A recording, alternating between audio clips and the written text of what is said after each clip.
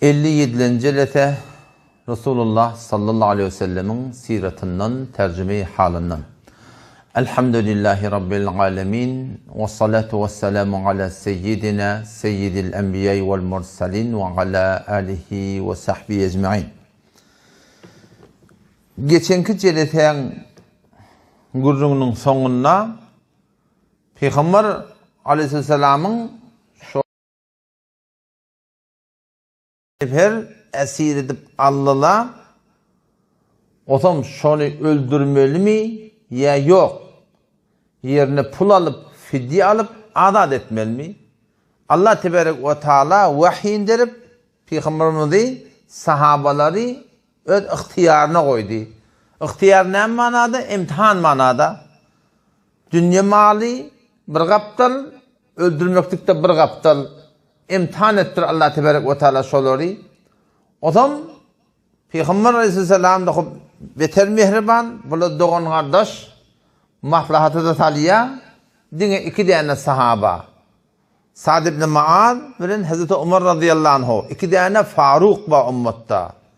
Faruk Ensar var, Faruk Muhacirler var. Muhacirler Faruk Hazreti Ömer radıyallahu anhu. Ensari'nin Faruk Hazreti Sa'd ibn Mu'az. Faruk da hak bilen batıl juda ettiğini rivayetleri. Fakat dine şu iki nefer neyme dedi? Ya sonra seni öldürmüşler dedi. O zaman nihayeten mesfere olup, maslahat bulup, kulağda fidye aliyallah, diyet aliyallah, azad etiyallah. Allah tebarek ve teala ayeti indirdi ki öldürülmekte. Huday tebarek ve teala söylemiştik demek. Çünkü avval Huday teala geçen söz ve her sureti şol iş kabul edip de şu suretinde iş devam tapıyor. Yani Kur'an'da da bir noktayı ilmi var şu arada. Şunu bilmeli. Peygamber aleyhisselam şurada iştihad ettiği da Huday teala belli bir adet ettiyse onun ki Kur'an yok. Peygamberden önce kim edecek onu? Yani bir sizatla böyle Peygamber aleyhisselam şurada iştihad ettiği öyle. Şimdi yani ihtiyarına koyulan yerine ya iştihad ettiği. Bir mesaildeki hüküm ilmiyettir. O zaman Peygamber aleyhisselam iştihad yerleri var. Az cümle şu yankı. Ya eyyuhen ma kana li nebiyyin en yekuna lehu asra hatta yudkhina fil ardı. Allah Teala Teala Peygamber'in iştihadını ne etti? Tesih etti. Beytmelledin şey etmeldin dedi. Ya ahlaki taydan niye yalık Peygamber'den beydimek bir gelişkildi hatta de. Abese ve tevella Nebi Aleyhisselam kafirlerin başlıklarını, ulu kollarını Mekke'ye davet verdiğinde anladan bir sahabe geliyor.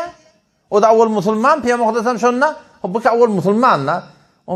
Bunda da başlık, mütekebbir Mekke'nin başlıkları, şu at, o da kör adam. Gelse bilirken, söyleyecekken şayet öldüğünü bir pesfellik bilen yalak, kemçilik bilen yalak, hak kabul etmesiyle sebep olamandır. Nebi Aleyhisselam şunla gelmesin biraz söymeyeptir. Abese ve tevella iniyor şu hakkında.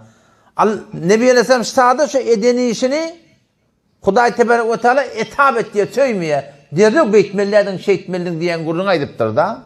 Ne beyttin ne şey ettin de değil mi yaptır ha? Yüzünü turşuttu, yüzüne vurdu diye Peygamber Aleyhisselam'a. Niştadı Peygamber ne etti bir reftar taydan iştibah etti. Hatayı iştihadi günah der ol. Allah tebarek ve teala iyiden doğruladı. Ya hemen ol Sure-i Tahrim'de şu tarzda Nebi Aleyhisselam bilmesen iştihad et ya Allah tebarek ve teala ya eyyühen nebi lime tuharrimu ma ahallallahu lek ne mi deyip Huday Teala'nın doğruluk koyunlarını ödüne evrettin diyen vurun. İştihad et ya Peygamber'in yanlış ya. Peygamber Huday iştihadını çalıncak doğruluyor Allah tebarek ve teala biliyor musun? Yani Peygamber Huday Teala'nın tamam şu at dini uğur getiriptir. Doğru Huday'dan Peygamber'in aydanı Peygamber'in Huday Teala'nın aydanı ettir. Yani hayıtı bir yerde yalnızsa Allah tebarek ve teala ne ettir? Şunu ıslah ediptir.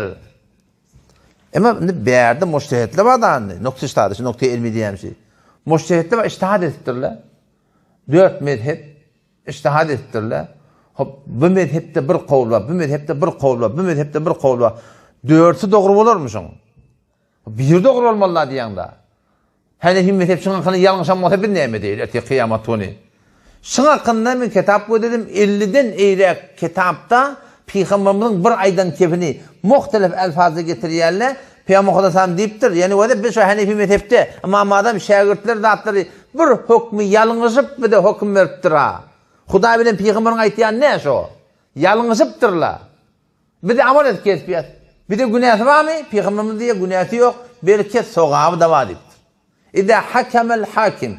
Batı hükmettiye, müşteriler de hükmettiye. Feçtehede, iştihad ettiye. İştihad yerler ne mi? Hudaý Teala'nın pak kelamında belli gelen gurun yok. Hadiste belli geldi gurun yok. Gurunda olsa küylü geliptir. Nersen berdaş edip bolýa. Hakim hükmedenine feçtehede, iştihad ettiye mi hava? Tümme asabe eden iştihadı doğru bolsa deyiptir Peygamberimiz. Felehu ecran 2 tane sogab var şoňa diye. Şo müştehide 2 tane sogab var. Ve izâ hakeme feçtehede hakim hükmetti mi? İştihad etti mi? Tümme ahta. Yalnız kullen eden iştihadi. Felehu ecrun. Onda bir sogab var deyiptir. Batı hakim, müştehid adam hükmettiye doğru iştihad etse 2 sogab, yalnız da bir sogab. Bir de ki şoňa şikayet bir de fezonu şu bir sogab, bir de şoňa günahkarçylyk yok yani. Çözüp bildin mi? Hani himmedetim yalnız bolan näme? Müştehidle iştihad etti, yalnız da bir de bir sogab. Diýişür, günahkarçylyk yok. Elbette çok önemli iştihad bir gurur mu? Bir mezhebe tässümü yok da. Hatmin Hanefi mezhep bolmaly. Falan bolmaly. Biz Hanefi mezhepde durmaly diýär. Yani Hanefi mezhebin içinde bir derece yeten alimler gelip bu hüküm Kur'an-ı sünnete orada o hadise orada amal etmeliyse biz mezhepten çıkýar şu tadı. Müşkül yok bir de o. Ehl-i Sünnet bizim kitabımız var. Ama tarih şimdiden de var. Arabi, Hindistan'ın ulemaları yazdığı.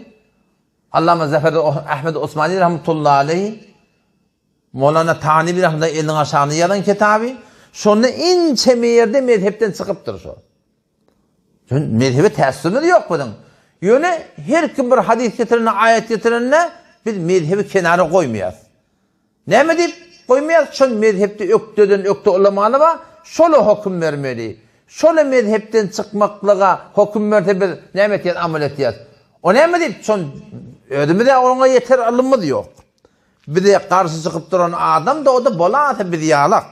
Bizden koyun dedi. Şimdi bilemez yani adamı.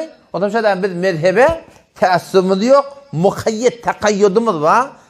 Her kim anırdan bir ayet hadislerini mezhebimizden el çekmeyet. Ne mi deyip? Şun evimizde karşı duran adam bolatı hemen yalak akun.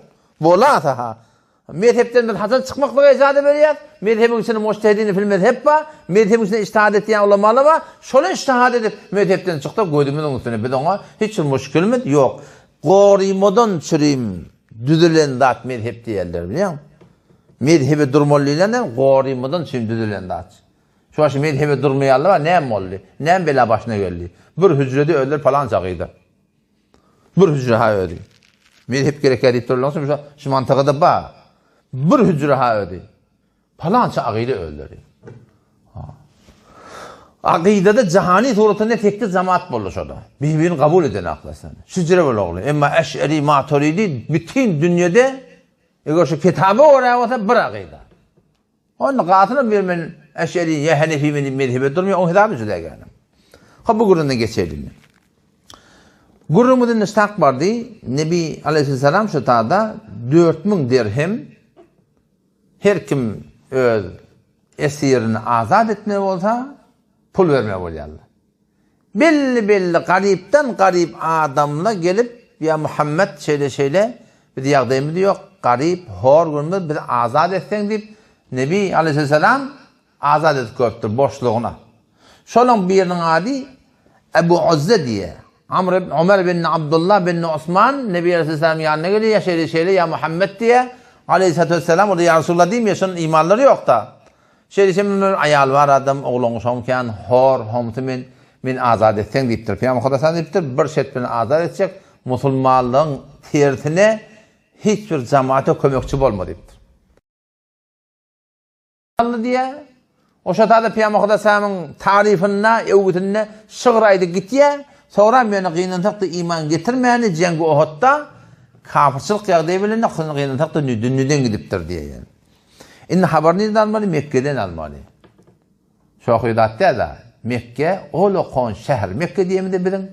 O yatan çöl, ortada da birden kara öy var, yıkan, yımran, o bu top tozon, Sözler yadımız şeyde o zirede Mekke şu Peygamber Aleyhisselam vaktinde elim dünyanın ticaretinin merkeziymişti.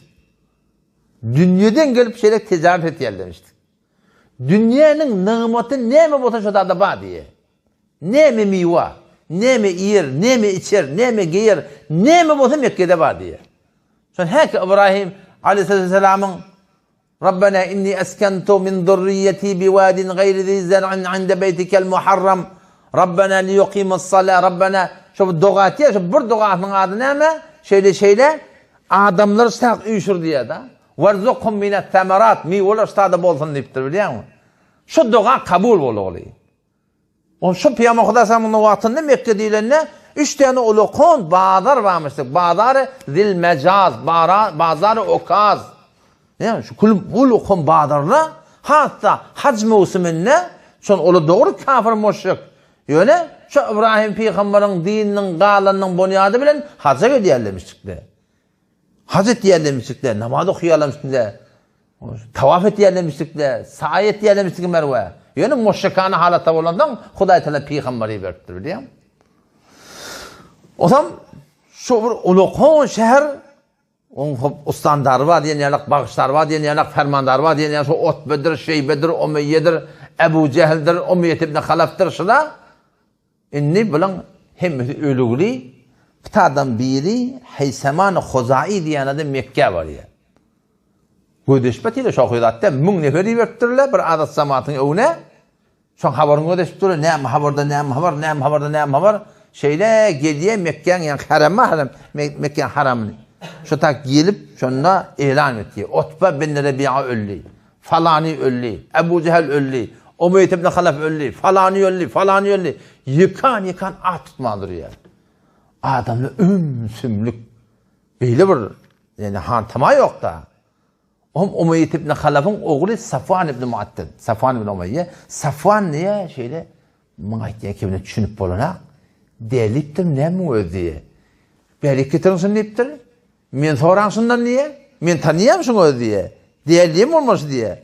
O men Heysemana diye Safvan ibn Muatted niye deyiptir? O şeyle gödet diye. İnelekem de indot deyiptir. Diyadesel deyiptir, doğunul deyiptir. Allahu Ekber. Ne kadar ağır degendir şunu biliyor musun?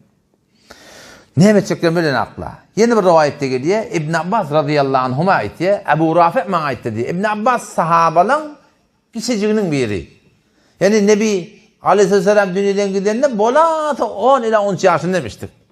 O vakit yani oğlan bir. O vakit yani yok yani takriben. Şu bana Ebu Rafi' diye aytti diye de. Biz diye Hazreti Abbas Peygamber'in ağası. Peygamberimizden 2 yaş ulu kalmıştık. Dedehinin doğunu. Ne? Abdülmuttalib'nin manakım oğullarından bula.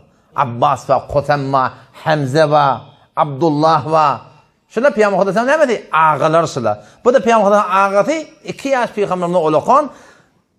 Hazreti Abbas'ın öldü de kafirle bilen birlikte bu da esirde boluğulu. Ebu Rafi diye bir diye Abbas'ın önüne o da şolun gulamlarının biri de Hazreti Abbas gulamları Ebu Rafi Müslümansak bunun ümidi girgilli diye yine aşikar etmedik diye aşikar etmedik başka tam şondan niye biz diye yani zim suva şon defenin sahibi ama şu da otuyduk diye anırdan niye Ümmü Fadıl geldi diye Ümmü Fadıl diye Hazreti Abbas'ın diyene anası da yok edelinin diyene ana şurada otuyduk diye o taraftan diye Ebu Leheb de geldi diye Ebu Sufyan bin Haris diyen biri Peygamber Aleyhisselam'ın tüytleştiğini Cengi Bedir'de şerif eden adamdan biri şeyle geçip var ya diye adam. Adam oturulan biri Ebu Leheb ilerleken şundan sonrasan deyiptirler. Yani Peygamber'in tüytleştiğini var ya Ebu Sufyan. Şundan sonrasan deyiptirler. Ebu Sufyan bin Haris bey. Şeyle Bedir'de vurup görülen şey deyiptirler. Şeyle mi hava? O zaman onun Ebu Leheb sordu diye. Ne mi haber deyiptir? Ne acaba oldu deyiptir? Vallahi ma huve illa en laqinel kavm Allah bilen kasem bir cemaate tataştık bile şu daha deyiptir. فَمَنَحْنَاهُمْ اَكْنَافَنَا يَقْتُلُونَنَا وَيَدَعُونَ السَّلَاحَ مِنَّا Girip kollarına keyfe şa'u. Halanca tesir etli diye. Ve eymullahi ma'a zalike ma lintun nas. Adamlara men melamet edecekken näme uğraşmadınız? Näme ödüňiz? Olary okladyňyz diýip aýtjakken o näme diýip? Laqina rajulan beyza bir könükli adamla geldi diýipdir. Ala hayrin belqin beyne semai wal ard bir ağala atlary minip geldiler diýipdir. Wallahi ma telqi şeyen ve la yaqumu la şeyen. Atlar evlerine durar yalak diýipdir. Şücre güýçli geldiler, gollamy daňdylar, öldürdüler, esirdiler. Hasan kıyımlap bolmady diýipdir. Ebu Rafi şurada näme diýär? Wallahi tilkel melaike diýipdir. Allah bilen kasam, şöyle ferişeler diýipdir adam. Ebu Leheb'in şeylerini aýtdyn, eşitdi, bär vurdu diýe dolaşa keme. Böktü diýe Osman, bär vurýa men diýe. Ebu Leheb. Yımrığın aşağı salatdır. Ummu Fadl Hazreti Abbas'ın denaneti, olukun ağzına akınam, Ebu Leheb'in sürdü beni yaptır. Çekil kenara deyiptir. Başlık yok kullansan Hazreti Abbas'ın kulağımda. Başlık yok kullansan şey diyemem, çekil kenara deyiptir ona. Onu göverdi diye atım beni. Otam şondan niye bir 7 gün geçen nedir diye Ebu Leheb'in imanından patta yara çıkmandır. İyi diyanı diye, üllü diye, porsip diye.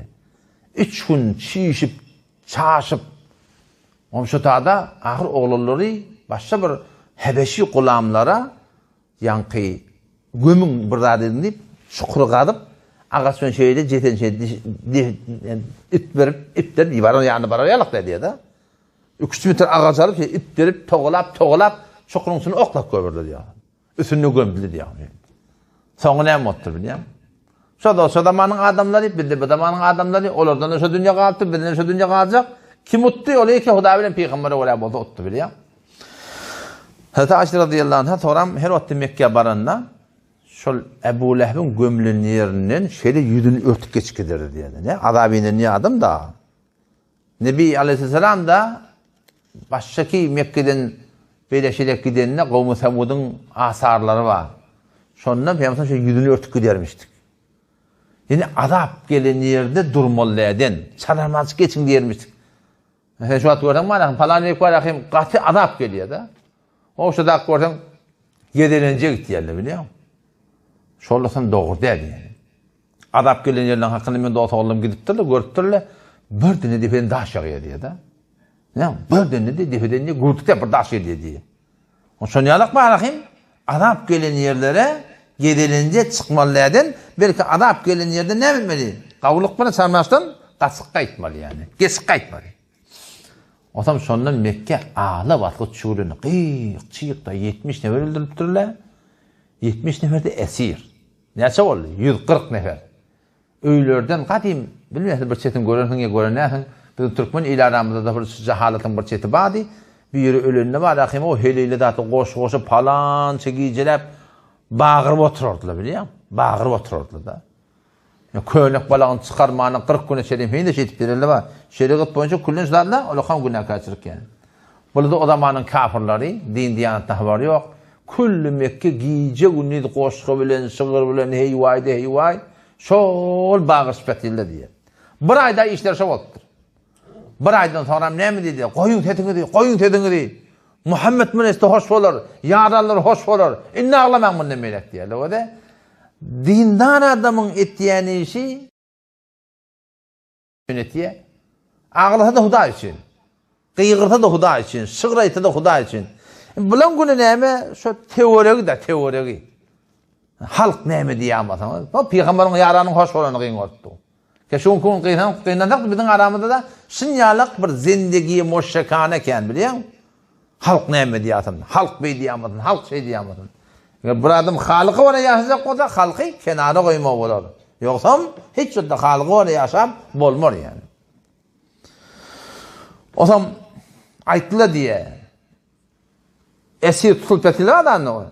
Esir tutulanlar yine çaramcak gitmeyin deyip diye. Beter gerekli bir kıymet kaldırar olur deyip diye. Koy yaptılar bir müddet deyiptir. Ona da kulak atmaptır. Yekan gitmeyendir yallah. Mutellib ben Nebi Veda'a diyen adam dedinin irinden gitiye. Medine var ya, 4000 dirhem veriye, dedinin alt kaytiye. Şoňa Suheyl ibn Amr diýip bir var, Mekke'nin ehlinden, beter dili var, şahir. Nebi Aleyhisselam'ın tersine ken goşgay dermişdi. Bitir avudan kepliye diye de. Hazreti Ömer radıyallahu anh onu azat etmene getirdiler işte. Hazreti Ömer radıyallahu anh ya Resulü icazet versin iki dişini degoyunsun deyiptir.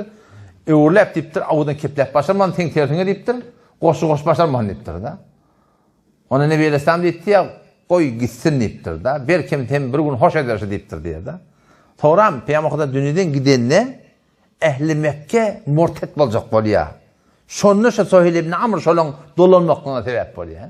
Nebi Aleyhisselam şavat aýdyp durşan, koy gitsin bir gün seni hoş eder deyipdir da bilýän. Hoş etdi diýdi. Kullu ummat hoş edip durşan.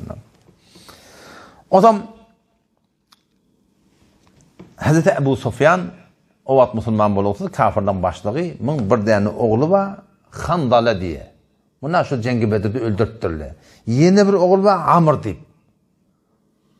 Ebu Sufyan diýerler şeyle. Bütün adamlar irinden fidye verdi, pul verdi, oğlun adalet çekeyim deyipdir. Birine öldürdüler, onun için ben pul vermeyen deyipdir o da. Ne mesele sonrasın deyipdirler. Menden pul veren yok deyip diye. Vakt geçiyor, Ensari'nin biri, Sa'd ibn Nu'man diyen bir adam, Medine, Mekke hac etmeyene geliyor. Bu da tutakanam sonra taklıyor.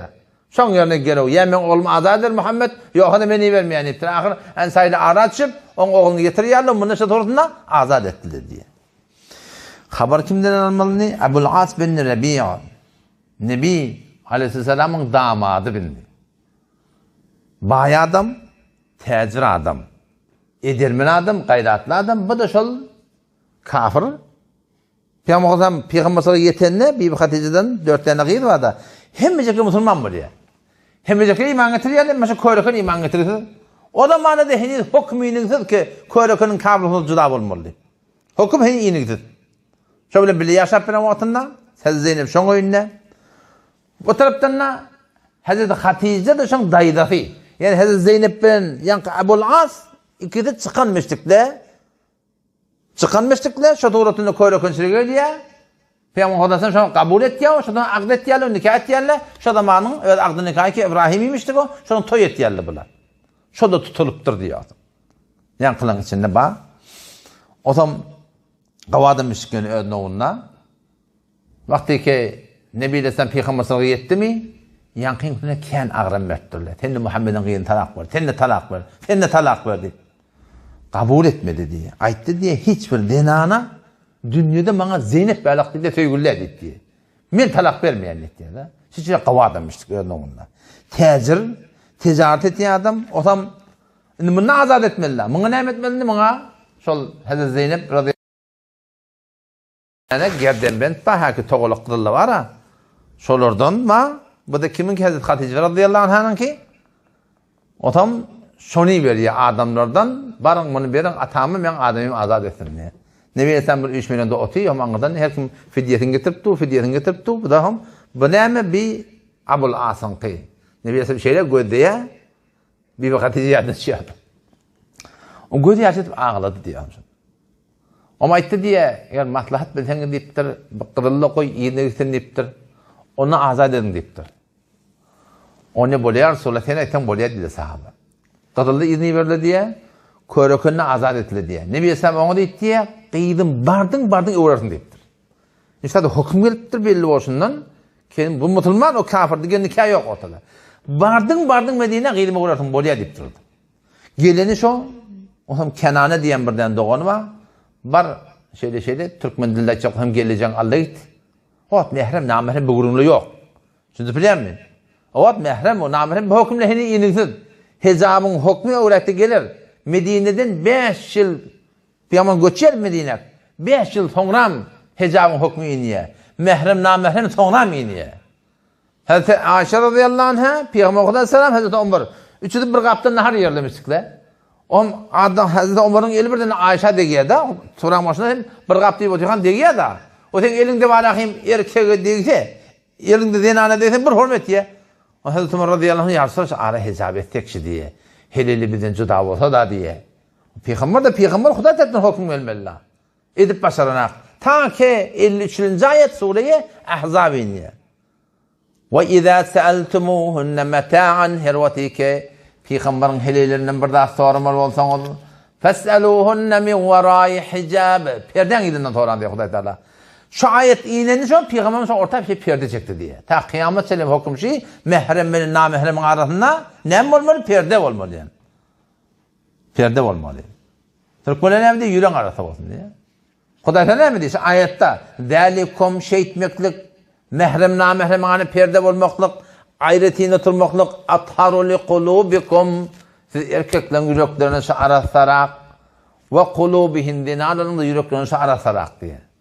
Dinaların yüreğine erkek günü neyme geçeceğimizi bilimler. Ama bir erkek adam bir hele ortak yüreğimizde neyme geçeceğimizi biliyorsa. O şudan şeriatın hükmü şey. Bana bro hep bardadın gurrun da ehl-i sünnetin gurrun. Doğru 50 sünnet ayet Sure Ahzab'daki mehrem namehrem bilen arada perde olmalı, juda olmalı kullen. Kur'an'ın o hükmü de doğruca gelen datır. O şudan esnafları gayret etmek gerek yani. Nemeden çürüyüm? Ödümüzden çürüyüm, ödümüz koruymadan çürüyüm. Yani korona geldi deyip ne kadar haberdar olurlar. Şu yok koşar mı kadiyada? Biliyor musun? Bu da şoparım. Bu ne? Kanabadan dargıya. Biliyor musun? Şu mehrem namehrem rahat etmeden haya ortadan gitti. Ne kadar tehlikeli ortaya geliyor yani. Bu diye kıyım uğurmakta bu diye uğrarın itti. Şundan doğanına diye bar diye Allah gitti yaman diye. Alkayt diye düğe mindirip okunu yayın alya uğranı şu diğer Rıçkan Ebu Sufyan falanca adam olmanın daşına ilanıp evine ilanıp bu at gitmek hakkın yok dedi. Ne mi deyip Muhammed'in kıyını aksine akıt kıyını işimi de yok esir tutacak oturmak deyiptir. Yöne deyiptir şu tüyür bunurtan şun kıyını hareket ya bizim damarımda diye evliydin deyiptir. Uğur tekebbür da yani. Uğur tekebbür. Evliydin deyiptir. Şunun arasında bir Ebu Sufyan Hebar ibn Esved diyen bir adam Hazreti Zeynep'in var düğütünü tutup vuracak. Katı-katıdan korkutup Hazreti Zeynep galiben şöyle düğüden yıkılıp gevretinde olanma şu sert boluptur diye da. Gevretinde olan çıptır diye. Yani kenarında bunu bolup duruşun göre deri okun çıkar akınım şu düğün yana baran uğrar deyiptir. Barmağın adam deyiptir. Ama şey deyip ne uğurluyor? Bir küçük toğram yamaç adam kayıt yahu. Nebi Aleyhisselam kıydını getiriyorlar Medine-i Münevvere. O şu tuğratında tebil alıyorlar. Şimdi bu da bir nokta var da Peygamber'in kıyısı. Peygamber. O da diyanet yolunda kıyınçılık var. Peygamber'in kıyını o da vurcak olup dolu. Gevresindeki oğlan düşüptür. Diyanet orada birine kıyınçılık düşenine şon hak değerlerine delil olacak olsa, doğru değerlerine delil olacak olsa, onu hiçbir peygamberin yolu doğru değil oluyor onda. Çünkü peygamberler de ne kadar kıyısal çıkıptırlar biliyor musun? Din yolunda hem işe kıyınçılık var. Allah Teala kasem içiptir Kur'an'da.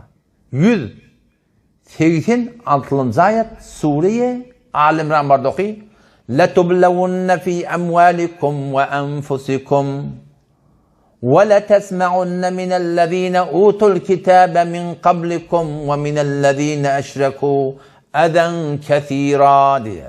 Ağdaçlı değil midir? Ken edit yetiştirdi diye. لَتُبْلَوُنَّ فِي أَمْوَالِكُمْ وَأَنْفُسِكُمْ kat'en siz imtihan edilersiniz diye. Ne mi hakkında? Fi enfusikum ve emvalikum. Canının hakkında, malının hakkında diye. Yani Huday Teala'nın yolunu gelsen, sen malına kemçilik gelecek. Canına kemçilik gelecek. Zine utul kitabe min qablikum. O Yahudilerden, Mesihilerden ve minellezine eşşeku Allah Teala'ya şerik getirirlerden ne mi istersiniz diye. Eden ketira. Ken edit işlersiniz. Huday Teala burada da kendisine kadar kâm olma biliyor musun? Eden kethîrâ deyiptir de. Ken ediyetli yeşer deyiptir. Yani ve in tasbiru ve tettekû. Sabretmektik insan onunla. Takva ihtiyar etseniz. Fe inne zâlike min azmil umur. Allah Teala'nın azmedenişi diye. Huday söz ediptir öyle bilen. Din yoluna kep var, gurrun var, kıyınçılık var, kıyıcıt vermek var. Bunlar üç yaptır demek var, değerliptir demek var. Değilse. Şidatlar kaptanına oturtmasan, dindar olup yaşap olmuyor. Sudan geçip olur mu imanın öğretmeni? Geçip olur mu sudan imanın öğretmeni? Diyanet orada da kıyınçılıkta dindar olup hiç hatta olmuyor yani. O zaman Nebi Aleyhisselam kıyın getiriyelim Medine-i Münevvere. Haber kimden alındı? Bunlar eğer hele beter bir muhabbeti var, doğru kafir. Ama katı muhabbeti var birbirine juda bollanı. Bu Abul As'ın başlaytı ama tecir anam edilen adam, etimad edilen adam. Ehli Mekke'de var akim kullun 140 neferden 50 gidigili. Bir ticaretleri yatırılı. Var yok malın süngeline veriyorlar. Ticaretten şimdi anam edilen adammıştık, bay adammıştık. Bu da ticaretten şimdi alkaytiye malı Şam'a karşı uğurluk gelişin bir mutlulmalı haber oluyorlar. Uğur yalını yakın leşkerine Peygamberin körökünün hem malını şu dursunlar. Künnük bilen kapat söbüp alkaytiyorlar. Hazreti Abul As'la bir kezip kaçıp uğrunca Medine'ye getiriyor tabi. Niye? Hazreti Zeynep'in önüne geliyor. Bana aman ver diyor. Aman ver diyor. Gecesine geliptir, hiç kim haber yok. Ertidanat diye Nebiyesi mescide karşın çıkanına sonra Hazreti Zeynep kıygırdı diye. Men Abul As'a aman verdim diye. Peygamber de çıkıp geliyor eştiye yankın. Abul As da demiş diye. On malını ganimet olarak geldi. Oğlum namaz okuyan Nebi Aleyhisselam uğurlup adımına eyyuhan nas deyiptir. Hel semi'tum ma semi'tu. Men eşittim eşittiniz mi deyiptir. Zeynep kıygırdı men palani aman verdim deyip. Kalu na'am nahu eştikâ sonra deyiptir. Onun Peygamber de kâle ama vellezî nefsi biyedihi kavvetten kulağatın. Ol zati ki men canım şoň ölüne. O da qatam çıktı Peygamber de. Ol zati ki men canım şoň ölüne. Men alimtu li şeyin min zalika hatta semi'tum ma semi'tum. Siz şu eşittiğin adamı eşitmeden önce men de bilmeyedim diye. Men yana eşittim diye da. Toran dedi ennehu yuciru alel muslimi adnahum. Müslümanların petten petide bir adama aman verse aman diye. Yönü nokta ştada Peygamber oktasam qatam çıktı. Men haberim yok diye. Ne nokta var? Öyle Peygamber'e töhmet geltegeli amali. Körökenli öyle getiriptir. Kıyının öyle öyleliptir. Kıydım şey deyiptir. Men dedim marahım öyle körökenli de aman vereyin. Bir şöpe var da. O ştada şahsiyet hay dini fark etmeyen bolmanı ata.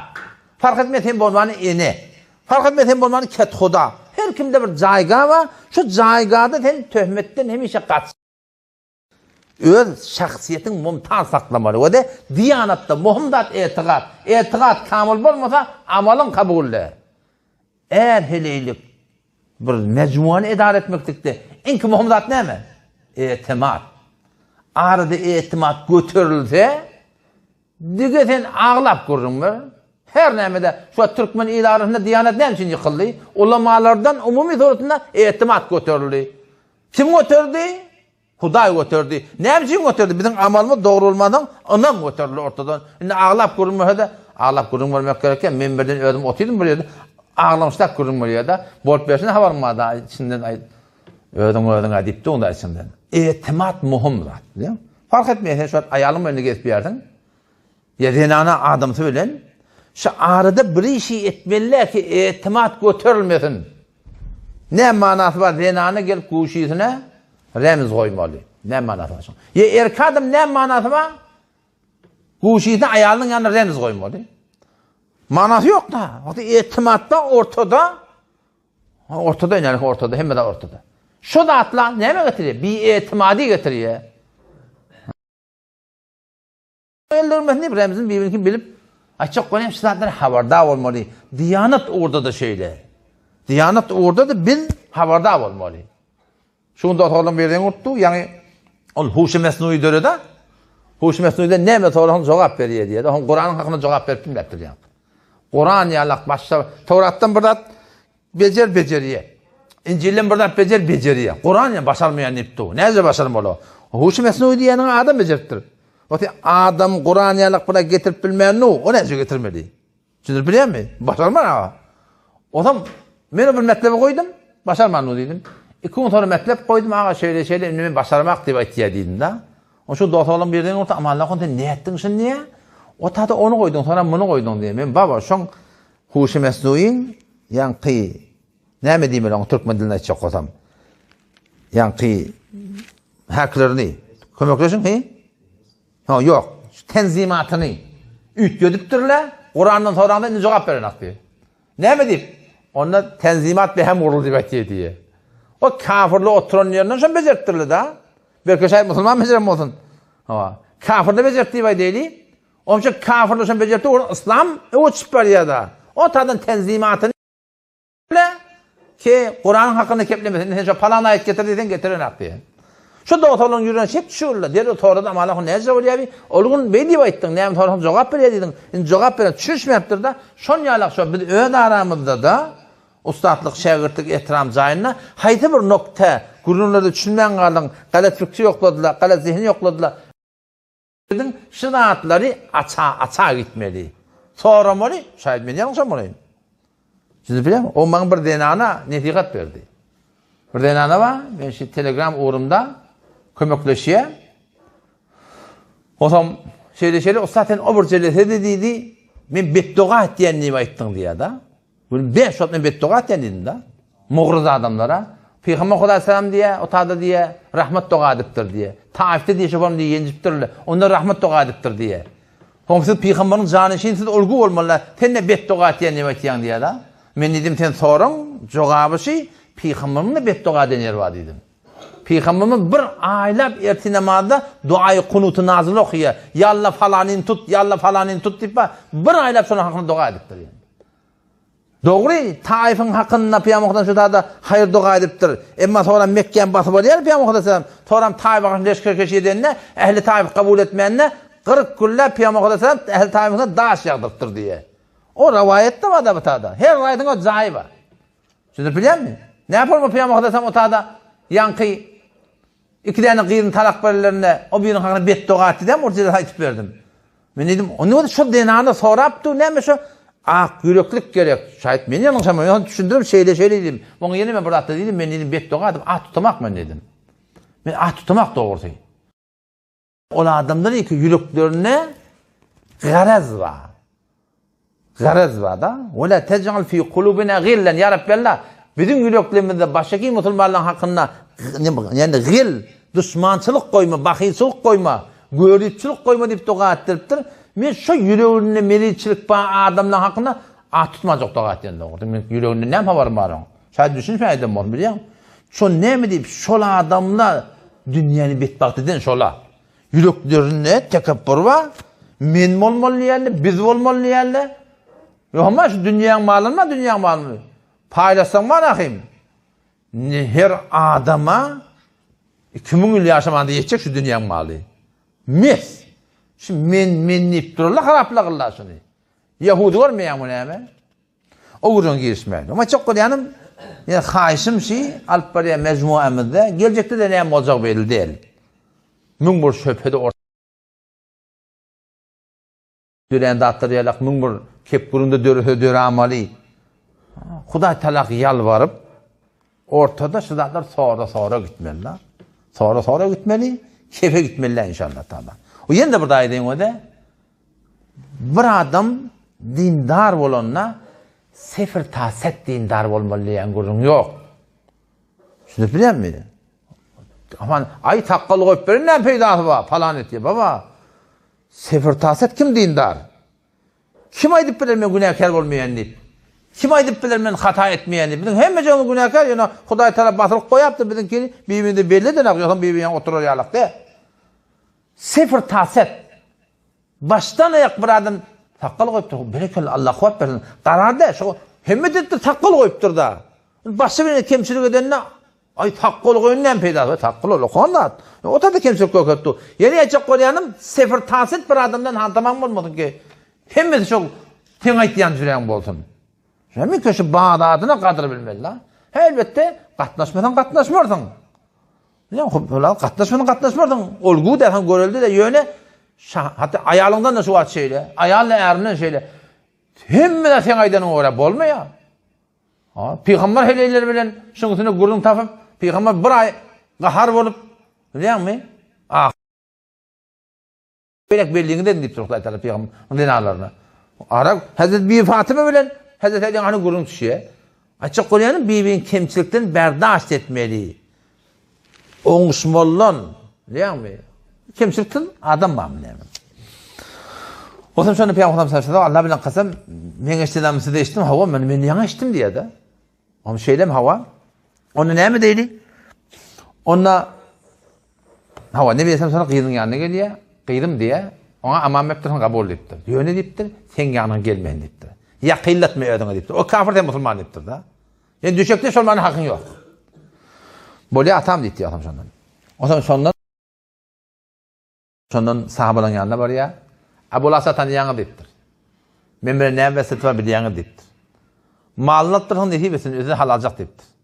Yani maslahat bildiğini deyiptir. Şunkin berteni deyiptir. Beğenmeyecek de olsanı deyiptir. Yine dedim haksız bildiğini. Öyle Peygamber şimdi haberdar ha. Ki bunu Peygamber sallallahu suat edemezsin.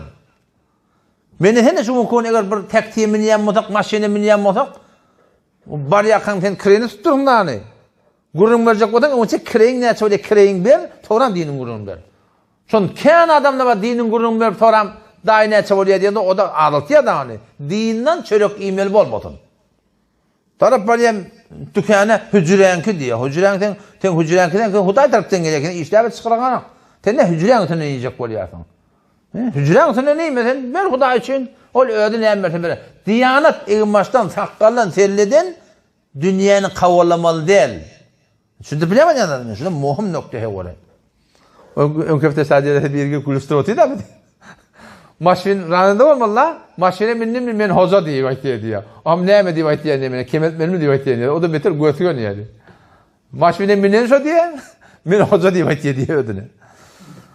O zaman ne bilsem o da işte haberdar da. Ben koyuyorum şeyle matıda durun halal alacak. Yani beni tagazam kabul etseniz şunların verin göberin gitsin şey. Yine alacak onu ödün yani yar sonra tenaytan böyle kununu çelip tanamını çelip hemen de beriptirler. O zaman Hazreti alıp geliyor ehli Mekke beriye yekan. Allah'ım Allah. Ya maşer Kureyş diye. Hal baqiye li ahadin minkum indi malun? Men yanımda senin yanın hakkında kalan mal var mı deyiptir. Alar yalak. Hakkını yettiniz mi? Kalu la fecezakallahu hayran diye. Murşik kabı fecezakallahu hayran deyipti. Allah sana hayır size versin diye. Hava. Fakat vecednâke vefiyen kerimen. Ne tentilekli adam anır baş bidin malımı değil, yerini yetir verdin diye. Söylem hava.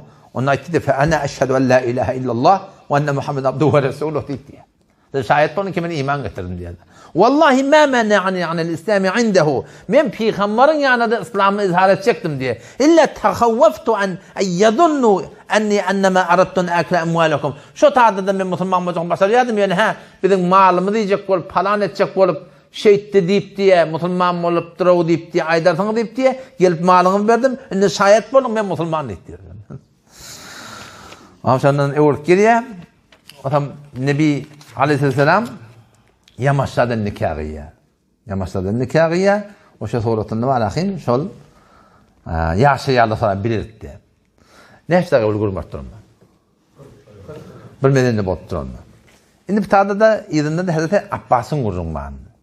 Peygamber Aleyhisselam ağatı bir Nebi Aleyhisselam'dan 2 yaş olukon o zaman bir de esir oluğulu bunu esir eden adamın adına Kâb ibn Amr Abul Yusr diyeldi. Zayıf adam diye. Böyle yıkılan ya. İncecik bir yeri olmalı. Hazreti Abbas'a çarşanı hüyküldü bir kavimmiyor diye. Çünkü elinden getiraptır diye. O zaman sonra Nebi Aleyhisselam soruyor diye. Nerede tuttun bunu deyiptir. Nerede dandın bunu? Onu yar soruna deyiptir. Bir man kömekleşti deyiptir. Şu açın görün adamım de. Bir gördüm soramda görmedim. Şöyle hayvatlı deyiptir. Nebi Aleyhisselam ona deyipti ya. لَقَدْ اَعَانَكَ عَلَيْهِ مَلَكٌ كَرِيمٌ. O ferişte tamam kömek edildi diye. Şeylem hava, onun elini katı danıttırla diye. Giyce, yuvaydı qiyiryan bana. Ne bilesem titkin tuturdu diye adam. Şun titinden. Katı qayım danıttırla yankayını.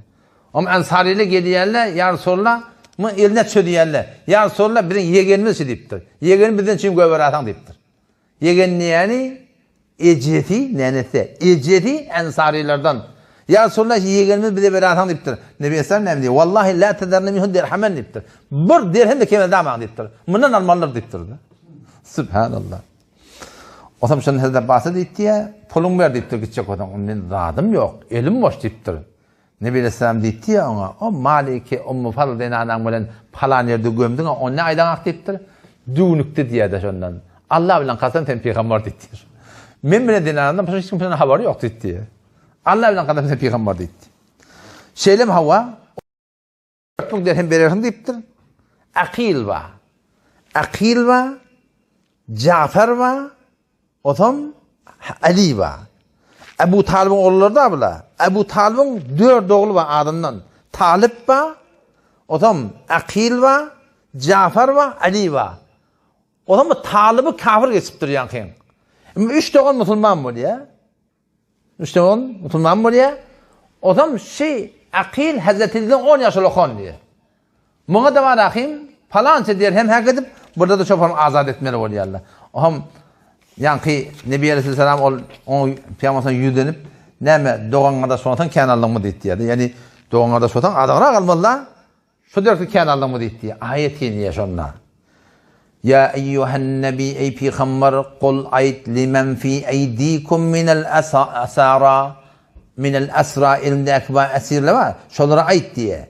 İya'lemillahu fi kulubikum hayra ey esirler. Eğer yüreğinizde Allah Teala hayır varlığını bilse, yu'tikum hayran mimma ukhida minkum. Sizden fidye deyip alındı, ondan kavran Huda size verecek. Eğer yüreğinizde hayır olsa diye. Ve yaghfir lakum. Günahlarını bağışlayacak deyiptir. Wallahu gafurur rahim. Allah bağışladı mehriban. Ayetin ya, yankini Hazreti Abbas beriye, azat buluyor. Sonra Allah Teala ne mi dedi? İya'lemillahu fi kulubikum hayra. Yüreğinde hayır bağı olsa kavrak verecek deyip. Sonra bekir bayiptir hayankı. Sonra ne mi deyip diye. Şol 4 mü dedi hemen falan üstüne alın motorla kavrak bulacakmış deyip diye de.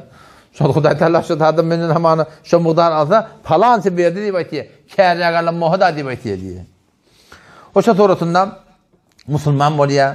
O şu sonrasında var akım. Nebi Aleyhisselam'ın olukan bir yaralarının biri oluyor. İğdende şoförüm parança esirden kurum beter odağı gitmesin. Her gayetlerinde khas bir noktalar var. Yani sirattan birin diğer talmaklamı gerektir biliyor musun? Hatmi inşallah Teala bu kebini bileli aydışıyat ödümüz öyde sirat kitabımız bolsun. Mutala bir vakt koyuydu. Bunu Kur'an okuymaklığa vakt koyuydu. Bunu öyde talim etmektige bir 10 15 oğlan uşak din diyanetin aşina olmalı, öğretmeli. Şu qiyda olancıqdan namari, erkolancıqdan namari ve kadim mektepte atlı yılı 10 kaybın Türkmenlerimde yoktu. Men telegramda mahsus şu namaz vardır qiyıldan qiy. Değil mi? Nece durmalı, surarını okuyup veriyendirler, rahattır. Öyde talim olsun, kıyamattan, cennetten, cehennemden biliyor musun? Ki oğlan uşağımızın yüreğine nuri iman tinsin. Et deyip ettirmeklik keyfi yok da men edecek diye. Sultan şu. Onun için inşallah şuradan yönetir, bir defa, şuradan hemen dua etmeliyin. Ya Allah bana asar, elimde talim koyacak, ya Allah tevhid koyacak, Kur'an okuyacak, ya Allah tevhid koyacak, mutala edecek deyip biliyor musun? Mutala etmektik, bir de ümmete ne mi? Ümmete kari olmalılar biz. İkra, bir de avul inanat ne mi? Huda okuy deyiptir biliyor musun? Okuymakta olakan bir insani Huda Teala hillatı yanıdır. Esselamu aleyküm ve rahmetullahi berekatuhu.